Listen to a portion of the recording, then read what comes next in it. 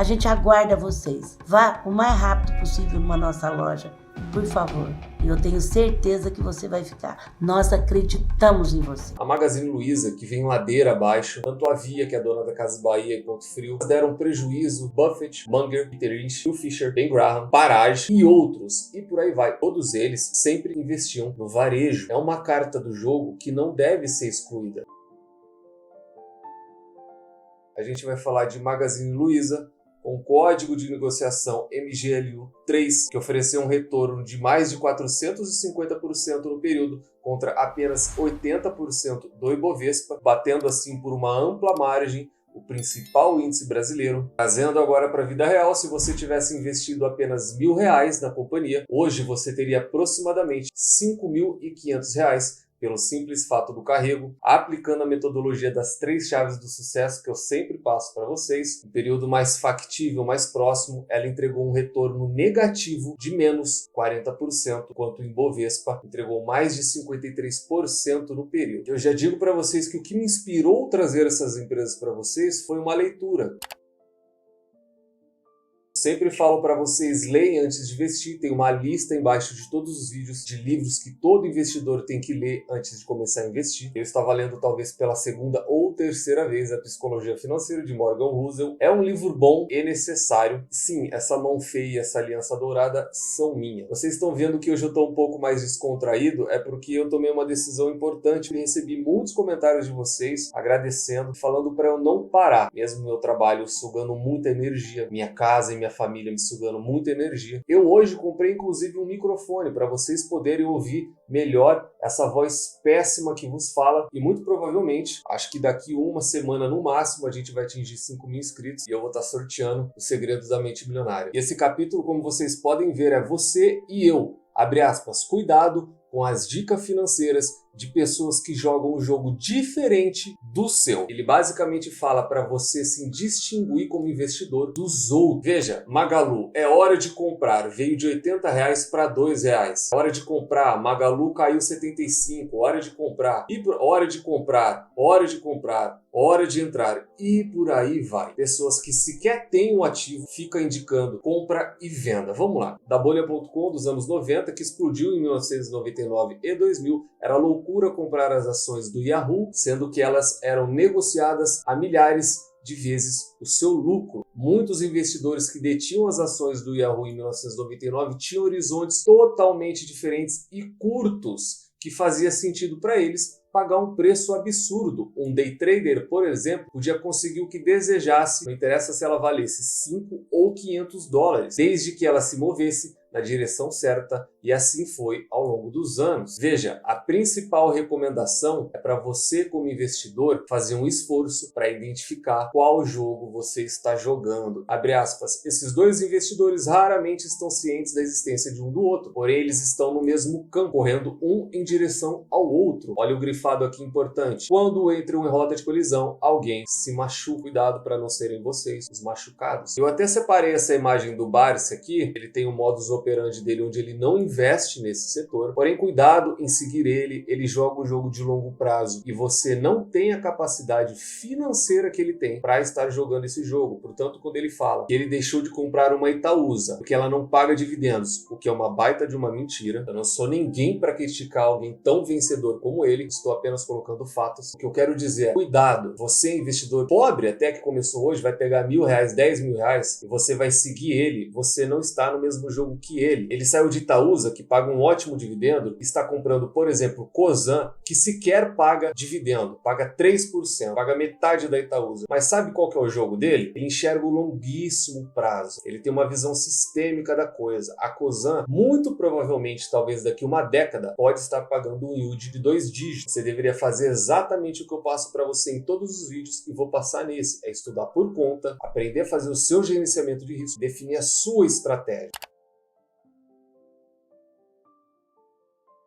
Vamos analisar rapidamente os fundamentos da ação e no monólogo de 2 minutos, tese essa de Peter Lynch, nós vamos ver se Magazine Luiza e Via são empresas bem fundamentadas ou não. Primeira coisa é DRE, primeira foto que o investidor tem que ter, de acordo com Peter Lynch, lucros, lucros e mais lucros ininterruptos. A gente vê a DRE da Via, a gente vê a DRE da Magazine Luiza, e a gente tem prejuízo, prejuízo, a gente tem prejuízo, prejuízo, e a gente tem prejuízo por 2 anos consecutivos. A da Via, então, nem se fala, prejuízo, prejuízo, prejuízo, prejuízo, prejuízo, prejuízo, prejuízo, prejuízo e prejuízo. Elas já não passam sequer na primeira análise de Peter Lynch.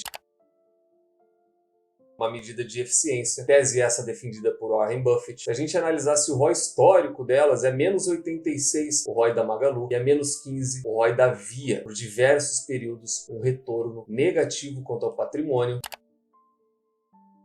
Dividend Yield, tese essa defendida por Luiz Barsi, dá só uma olhada nisso daqui, ó. Da Magazine Luiza, sem dividendos, sem dividendos, sem dividendos, sem dividendos, sem dividendos, sem dividendos, sem dividendos, sem dividendos, sem dividendos, sem dividendos, sem dividendos. E o PL, então, tese de Robert Shiller, sempre falo para vocês, da regressão à média de preço sobre lucro. Tese essa de 1988 dele. Dá uma olhada aqui no PL histórico da Via. Negativo, negativo, negativo, negativo, negativo. Vamos olhar o PL da Magazine. Negativo, negativo, negativo. E por aí vai. Preço teto, tese de Luiz Barsi, incalculável. Preço justo, tese defendida por Benjamin Graham, também incalculável. Não é porque elas não são bem fundamentadas que você é impedido de investir nelas. Os maiores investidores de todos os tempos, eu vou dar o exemplo desse cara aqui que eu sempre repito, terminou a carreira dele com 1.400 ações no portfólio. Ele tinha diversas ações de consumo, ele tinha diversas ações de varejo. Mesmo assim, ele é o melhor investidor de todos os tempos. Ele tem o fundo com maior retorno de todos os tempos. Ninguém chega próximo dele. Sendo assim, você não precisa ser um extremista de não investir. O mínimo que você tem que fazer é o que eu sempre falo para vocês: gerenciamento de risco da sua carteira. A primeira coisa que o investidor teria que fazer é separar as ações por categorias. A gente tem empresas de crescimento lento, a gente tem empresas de crescimento rápido, a gente tem as cíclicas. Crescimento lento, bancos, blue chips, Ambev, fast growers, a VEG, diversas outras de crescimento rápido, muito mais empresas de tecnologia. E aqui a gente tem as cíclicas, a gente fala de Vale, a gente fala de Clabio, a gente fala de Petrobras. E nesse caso, são as turnarounds. Só tirar aqui empresas em recuperação, basicamente. Empresas em momentos de dificuldades, em que você investe nela na expectativa dela se recuperar, onde você acredita, mesmo diante da dificuldade, você acredita na tese da companhia, acredita que ela não vai falir. Então nós temos aqui empresas em recuperação. Olha aqui embaixo, big risk, big rewards, ou seja, grandes riscos, grandes retornos. Ela é uma empresa dessa. O primeiro conceito que você tem que ter de gerenciamento de risco é divisão de aportes. Você tem duas empresas, uma delas é melhor, produz maior geração de caixa, você não deveria aportar nelas da mesma maneira. O investidor que faz gerenciamento de risco, ele em sã consciência coloca a maior quantidade de capital na empresa que gera mais caixa e na outra ele coloca uma quantidade de capital menor. Acabei de te mostrar uma animação bem bonita de como você deve dividir o seu percentual de aporte de acordo com os fundamentos das empresas. E aí o que você pega e faz? Você que começou a investir na bolsa há 2, 3, 4, 5 anos, o que é um período muito curto, hoje eu estou empolgado, vamos lá. Você pega e olha esse gráfico. O que é esse gráfico? A ação saiu da casa dos R$3 em 2018, bateu quase 30 e depois despencou 88%. Veja aqui a queda, 88,80% até hoje. E o que você faz? Você vê diversas pessoas que sequer têm ação, ou você vê diversas pessoas que são day traders recomendando a companhia. Você olha esse gráfico e você imagina, bom, se a companhia custou R$30, hoje ela está cotada a R$2, se eu investir todo o meu capital, os R$1.000 que eu suei a minha vida inteira para juntar do meu trabalho, do qual eu me dedico tanto, obviamente essa ação pode voltar e eu posso ganhar muito dinheiro. Isso é querer acertar a jogada certa. E quando você faz isso, é isso daqui que você ganha. Ó. Falei que eu já estou empolgado, tá aqui para você. Ó. Troféu Sardinha. E por que eu falo isso com toda tranquilidade? Porque há mais de 15 anos, quando eu comecei, eu era assim. Eu já perdi dinheiro assim também. Isso é maldição da sardinha. Por isso eu separei para vocês aqui, ó, garantia de satisfação. Por favor, não façam isso. Parem de querer dar tacada certa. Não existe caminho fácil, não existe caminho curto para o enriquecimento. Eu sei muito bem que é tentador você olhar uma cotação a 30, você vê a cotação a 2 e você pensa, ora, se essa empresa já esteve lá, obviamente ela vai voltar para lá. Não, não é assim que funciona. Qual que é a única maneira saudável de você se expor a isso? Lembrem, o extremismo, eu invisto, é puro extremismo. Não investir no varejo é tão extremista que eu falo para vocês os maiores de todos os tempos. Buffett, Munger, Peter Lynch, Phil Fisher, Ben Graham, Parage e outros. E por aí vai. Todos eles sempre investiam no varejo. É uma carta do jogo que não deve ser excluída. Pega aí, por exemplo, pega a Taesa, pega Banco do Brasil, que é uma empresa extremamente segura. 90% do capital do investidor inteligente deveria ir para esse tipo de ação, para esse tipo de empresa. Ser sócio consiste em ser sócio de boas empresas. Sim, é isso que eles sempre fizeram. Eles não excluem setores, pelo contrário, eles se aproveitam de oportunidades, só que com capital pequeno. Fazendo isso, vocês vão conseguir ter todas essas empresas e o mais importante de tudo, deitar à noite no travesseiro e dormir tranquilo. E muitas vezes o investidor incauto, que eu uso, aqui eu vou utilizar outra palavra, o pessoal da Esquadra usou investidor pouco diligente, eu sempre uso investidor incauto. A Esquadra alertou sobre fundos imobiliários, balanços embelezados que eu sempre trago para vocês, e o varejo sem ROIC. Por que eu estou trazendo isso daqui para vocês? Porque o pessoal da Esquadra são os mesmos que desvendaram os balanços da IRB. Fraude, estamos falando de fraude. Fraude essa que até o próprio Barsi caiu e carrega prejuízo até hoje por conta disso. E uma das coisas que eles citam aqui é a questão do pagamento de proventos por fundos imobiliários acima da geração de caixa. Lembra que eu citei isso em Taesa? Lembra que eu citei empresas que têm um payout de 95%, 100%, 110%? Não existe payout de 100%, não existe payout de 110%. Está errado. Portanto, tomem cuidado com isso. E eles falam que isso é um esquema basicamente de Ponzi, onde você paga mais do que você consegue gerar. Você faz manobras contábeis. De que maneira? Através de novas emissões, trazendo assim mais dinheiro para dentro, podendo assim estar inflando o valor das cotas, pagando mais proventos, fazendo mais emissões repetidamente, basicamente trabalhando como um esquema de Ponzi. São todos que são assim? Não, porque eu já analisei balanços de diversos fundos e não são todos que são assim. Mas existe uma grande parte que se utiliza dessas manobras contábeis para manter fundos ativos. Cuidado para não carregar um fundo desse. Mas vamos focar no que eu queria dizer para vocês, que é a questão da Magazine Luiza. Dá só uma olhada no que eles falaram sobre o balanço das varejistas. Olha o risco de você estar 100% em um setor, o risco de você estar 100% em uma varejista. Não façam isso. Ela aborda a questão de fraude das americanas. Aquilo foi fraude e não erro. Eles comentam da constatação do encolhimento de 80% do e-commerce das americanas. E eles se questionam para onde foi tudo isso. A realidade é que não foi isso. Não foi absorvido. Simplesmente desapareceram, ao invés de ter migrado para a concorrência. Abre aspas. Os demais players, no caso concorrentes da americana, não quiseram esse faturamento artificial comprado.